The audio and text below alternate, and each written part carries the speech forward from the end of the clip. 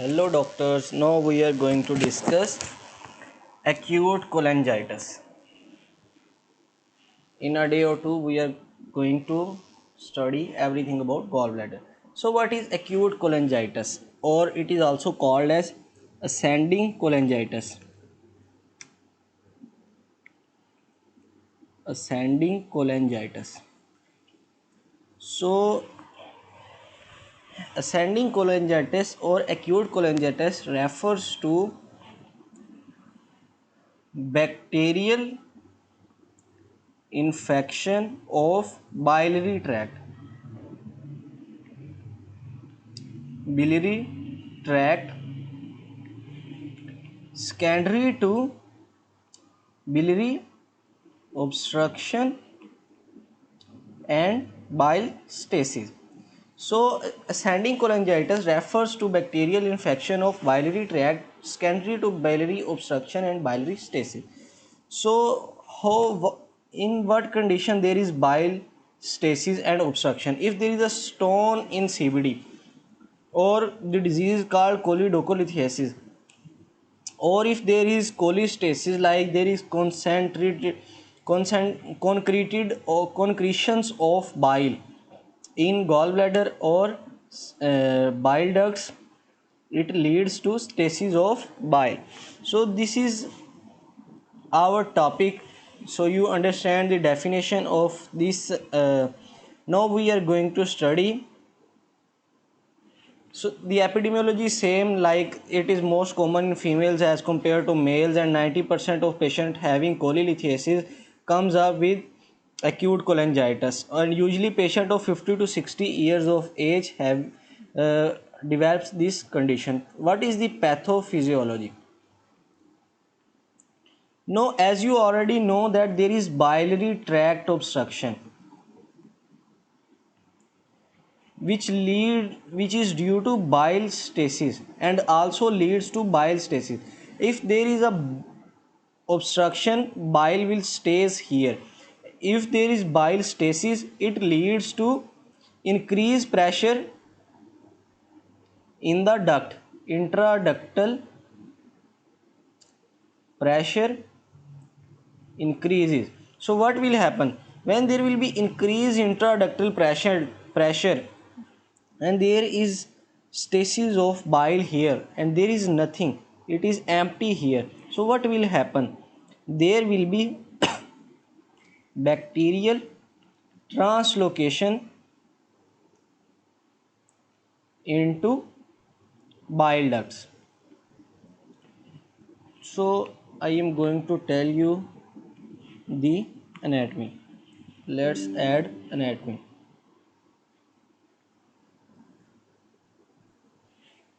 Where is desktop?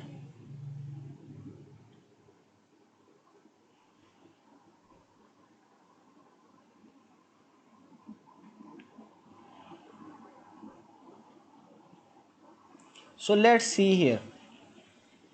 If there is obstruction at this point, what will happen? The bacterial flora present in the GI tract moves towards this direction and this direction, and it also ascends upward.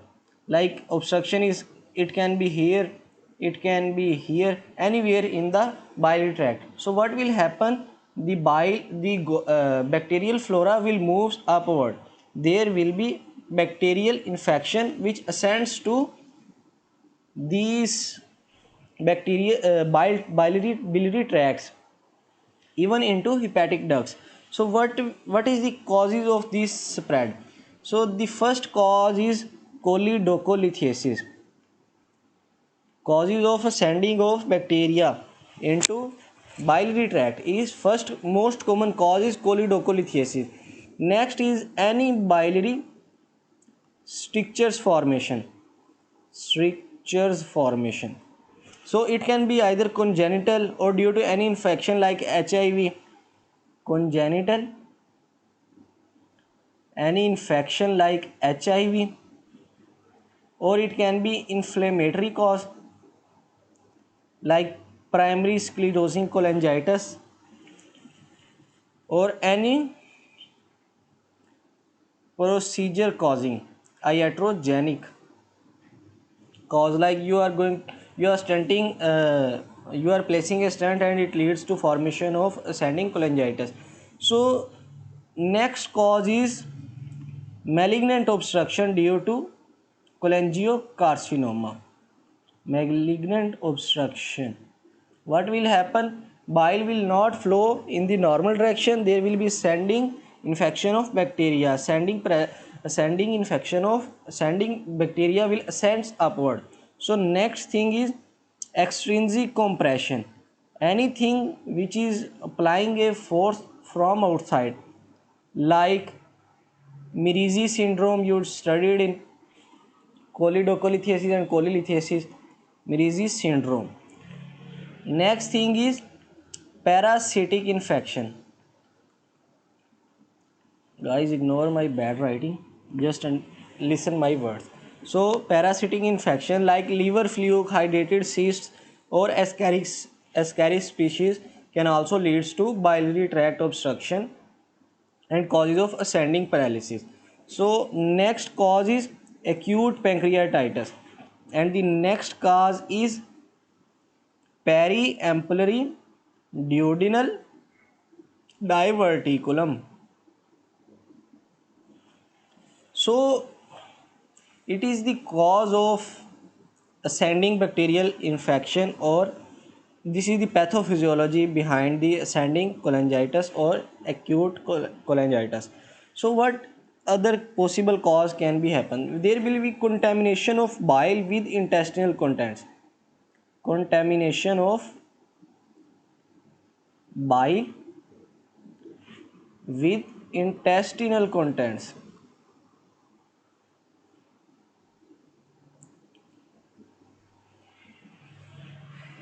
It takes place when we manipulate the biliary tract, like we are performing a procedure like papillotomy, or we are doing stent placement, or we are performing endoscopic retrograde cholangiopancreatography, or we are doing liver transplant. We are doing any procedure regarding biliary tract or gallbladder or liver, and it leads to uh, manipulation of bile tract. So what will happen? There will be contamination of bile contents with intestinal contents, or if there is any biliary enteric fistula formation, it will also leads to contamination of bile. So how will patient presents to us? The most important top clinical features.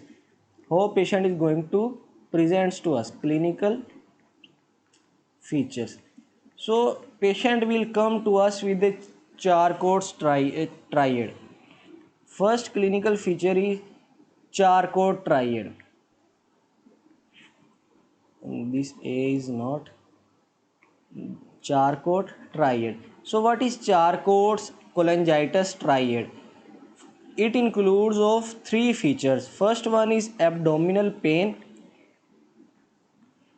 most common at right upper quadrant. Next thing is high fever, and the third thing is jaundice.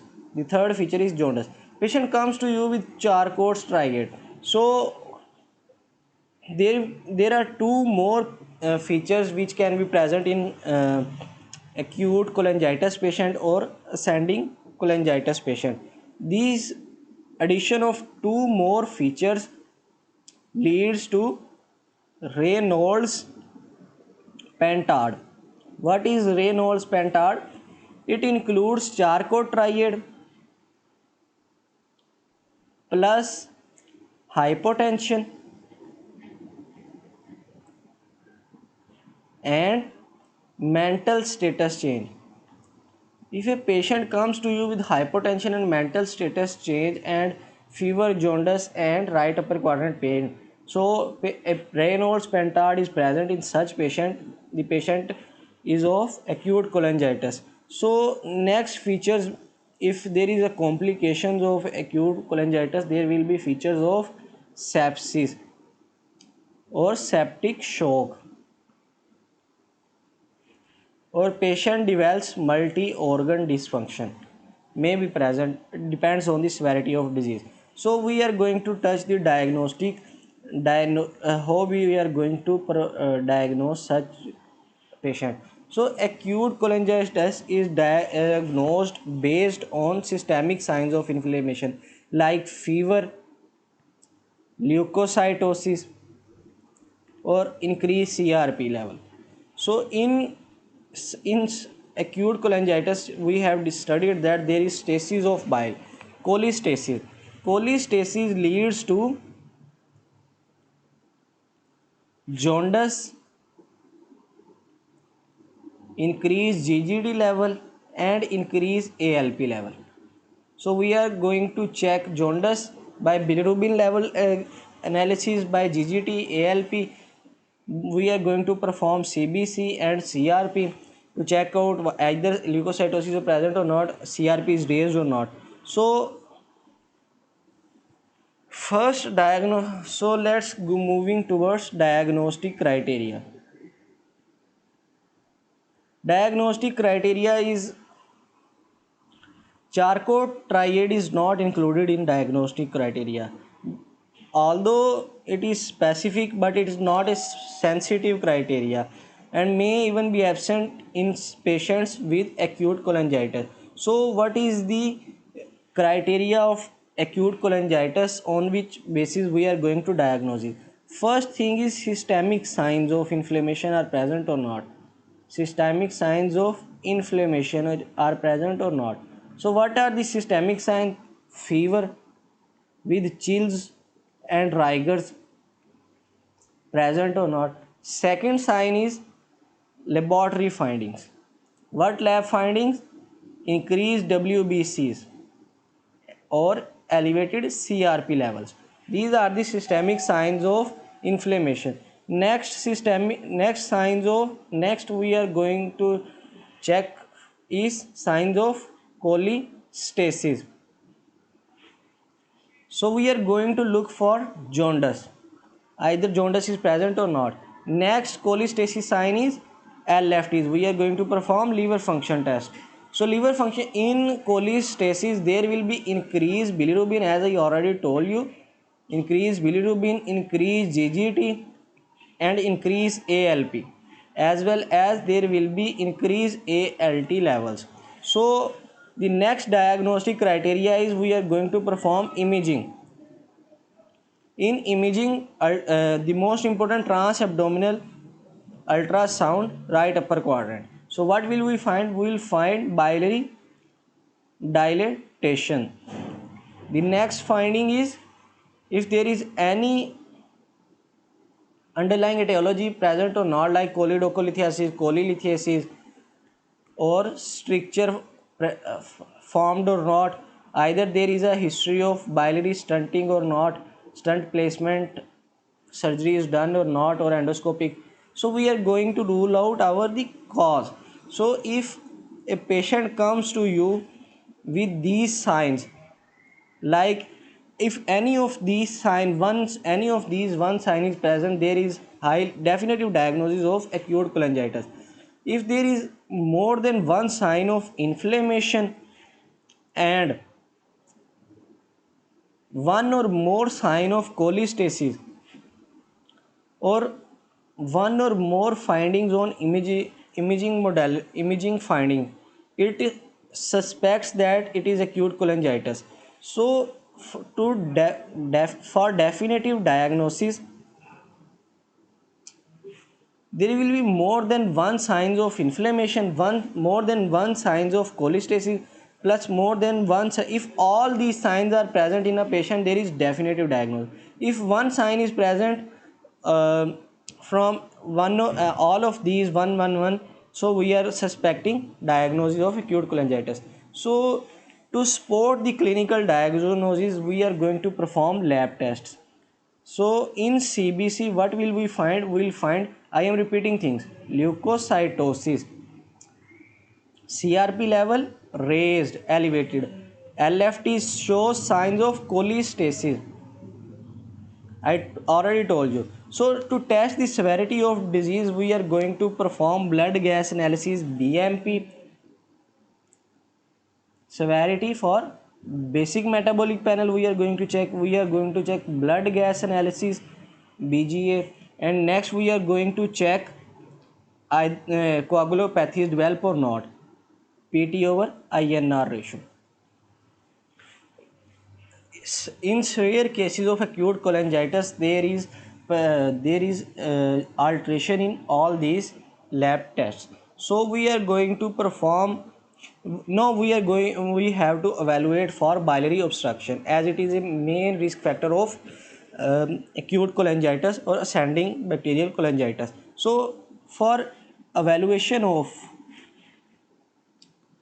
for evaluation of biliary obstruction, first thing we are going to perform is right upper quadrant ultrasound. I already told you it is first line imaging modality we are going to do in those patients which presents to us with right upper quadrant pain. So what it indicates, the same thing that you studied in choledocholithiasis, which is dilated CBD, presence of stone in CBD, intrahepatic bile ducts will be dilated.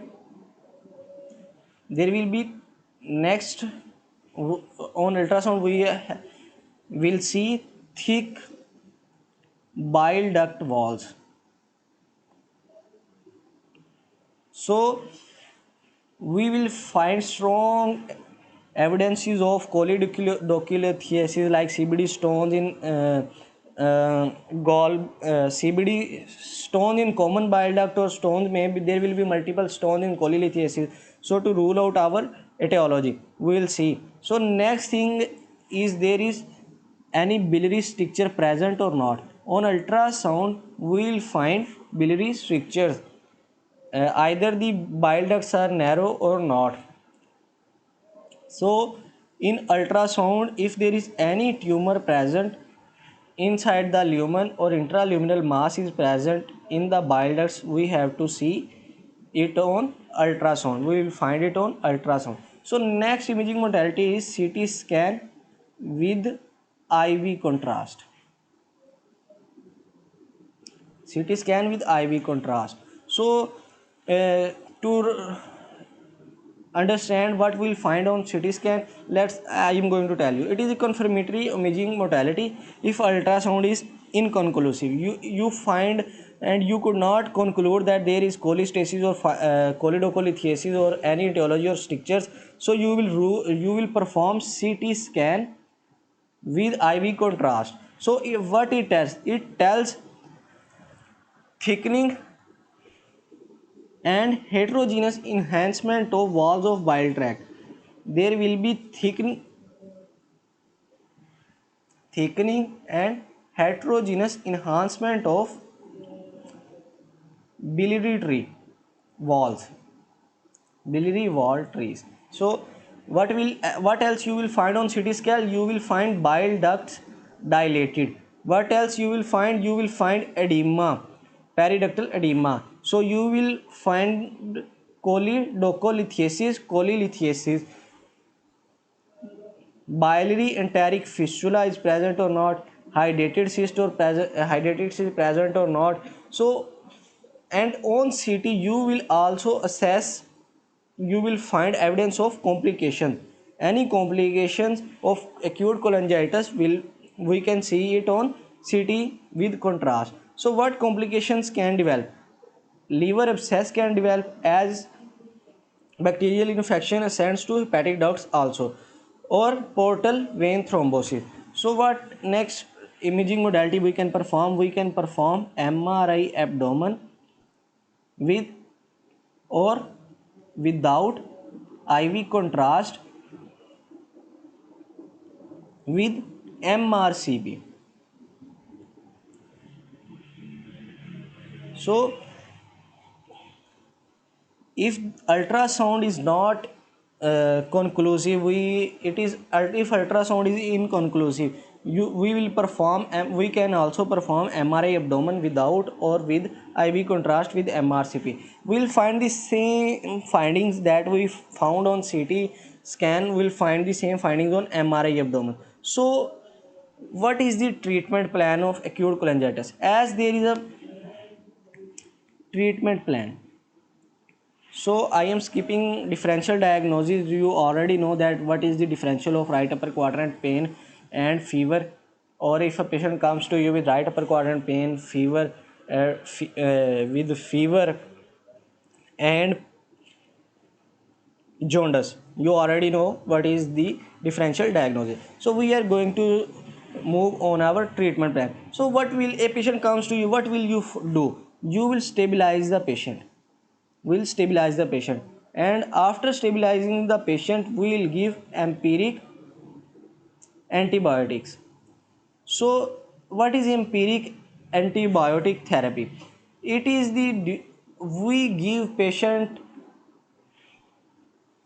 antibiotics against those causative organisms before the development of resistance against such organism. So in सादा लफ्ज़ों में कि हम वो antibiotics इस्तेमाल करेंगे जो most probable organisms हैं ना, जो मसला कर रहे हैं, ठीक है, उनकी रेजिस्टेंस पैदा होने से पहले पहले हम वो एंटीबायोटिक्स इस्तेमाल कर लेंगे, ठीक है.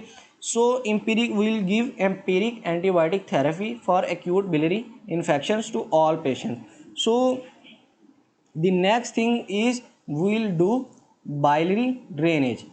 As there is presence of bacteria in bile as well as all the ducts, will clear bile, will drain bile. So next thing is we rule out the etiology. What is the etiology? If CDL, cholelithiasis or cholelithiasis or acute cholecystitis, we will treat the causative factor. If there are strictures formation, will treat the stricture formation. So what is the definitive management? So the definitive management is we have to give antibiotics depend on the severity, and we if a patient comes to you with more severe disease, what will we do? We will do biliary drainage. So it is a biliary drainage is a single stage procedure. So what are the procedures for biliary drainage? First procedure we are going to discuss is therapeutic ERCP guided transpapillary biliary drainage. So what we do in this, we perform ERCP, endoscopic retrograde cholangiopancreatography, with papillotomy or sphincterotomy. That's how we drain bile. So next therapeutic ERCP transpapillary biliary drainage procedure is ERCP with temporary biliary stenting. So that's how we are going to drain bile. So next procedure which we can perform is endoscopic ultrasound guided biliary drainage. It is a second line procedure. If ERCP guided is unsuccessful, we will perform endoscopic ultrasound guided biliary drainage. So under endoscopic ultrasound guide, what we do, we create a fistula and a stent is placed between stomach and duodenum. This stent leads to either stomach or duodenum with gallbladder or CBD. We make a stent between duodenum and common bile duct. What will happen? There will be internal biliary drainage. The bile present in common bile duct, cystic duct and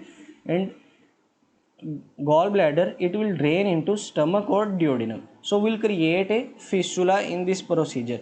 Next procedure we can perform for biliary drainage is, there are three procedures, and the next procedure we can perform is double balloon enteroscopic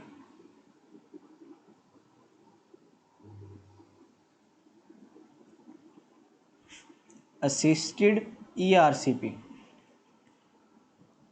Further procedures can also be performed which are not very important for undergrad level. These include percutaneous transhepatic biliary drainage. And the next procedure we can also perform for biliary drainage is surgical choledochotomy with T-tube biliary drainage. So if a patient comes to you, this is the gallbladder, cystic duct, hepatic duct. So if a patient comes to you with a stone in CBD at this place, what will you do? We'll take a T tube from this point and we'll open it into duodenum. So what will happen? The bile moves from here to here.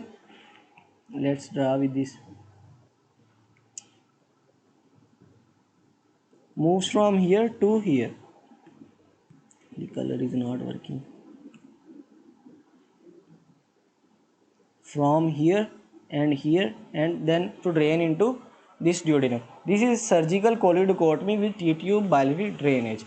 So now we have treated in our clinic about acute cholangitis. Now we have to rule out the cause and we have to treat the cause.